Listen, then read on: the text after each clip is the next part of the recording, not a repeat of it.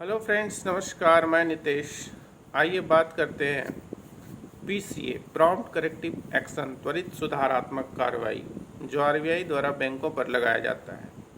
PCA बैंकों पर क्यों लगाया जाता है, क्या इसके जो हैं लाभ हैं, क्यों लगाया जाता है, इससे बैंक को क्या फ़ायदा होता है और कौन कौन से पैरामीटर्स हैं जिसके आधार पर आरबीआई तय करती है कि बैंक पर पीसीए लगाना है या नहीं लगाना है। इन्हीं सब बातों पर आइए चर्चा करते हैं। जैसा कि आपको पता है कि आरबीआई बैंकों को लाइसेंस जारी करती है, नियम बनाती है, इसके कामकाज का देखरेख करती है, उसकी निगरानी करती है। लेकिन बैंक कारोबार करते हुए कई बार संकट में, वित्तीय संकट में पड़ जाता है और उसी संकट से उबारने के लिए आरबीआई नए नए नियम और कानून बनाती है, फ्रेमवर्क बनाती है। और पीसीए उसी प्रकार का एक फ्रेमवर्क है जो दिसंबर 2002 से कुछ बदलाव के साथ लगातार चल रही है। इसमें जो है भारत के सारे बैंक और साथ ही साथ विदेश के वो बैंक जो कि भारत में अपनी शाखाएं खोल रखी हैं, उस पर पीसीए लगाया जाता है। बैंकों पर पीसीए क्यों लगाया जाता है?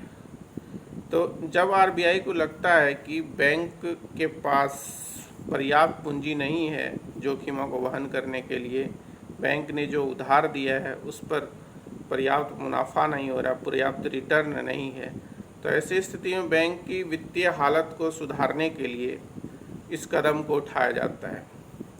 और बैंक जो है, आरबीआई जो है, बैंक का जो स्थिति है, वित्तीय स्थिति वो ख़राब हो रही है, इसका पता लगाने के लिए उसने कुछ इंडिकेटर्स तय किए हैं, जिसमें उतार चढ़ाव के आधार पे आरबीआई ये पता लगा लेती है कि ये बैंक की वित्तीय स्थिति खराब हो रही है।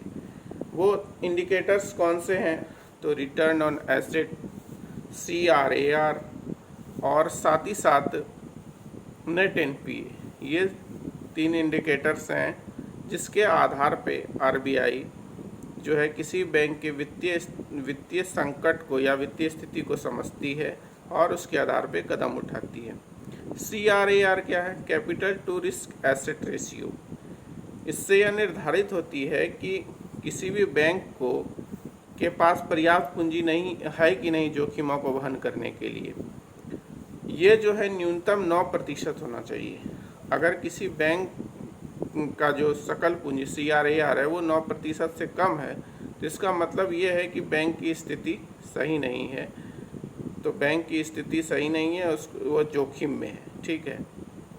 साथ ही साथ नेट एनपीए, जैसा कि आपको पता है कि बैंक उधारी देती है और उधारी देने के बाद अगर लगातार 3 किस्त नहीं आया किसी बैंक का, तो एनपीए हो जाता है खाता, एनपीए हो जाता है। अगर नेट एनपीए बैंक का जो है, टोटल जो बैंक का लोन पोर्टफोलियो उसका 6% से अधिक हो जाता है, तो फिर आरबीआई उस बैंक को त्वरित रूप से कार्रवाई करते हुए पीसीए में डाल देती है। उसी तरह से रिटर्न ऑन एसेट, पूंजी पर जैसे बैंक ने उधारी दिया तो उससे जो है रिटर्न जो आ रहा है, या बैंक ने कहीं निवेश किया तो वहाँ से जो रिटर्न आ रहा है उससे मुनाफा हो रहा है कि नहीं। अगर रिटर्न ऑन एसेट लगातार 2 साल तक निगेटिव हो जाता है तो उस स्थिति में भी आरबीआई बैंकों को पीसीए में डाल देती है। तो पीसीए फ्रेमवर्क यही है और यही मापदंड है जिसके आधार पर आरबीआई तय करती है कि किसी बैंक को पीसीए में डालना है या नहीं डालना है। यह एक सुधारात्मक कार्रवाई है।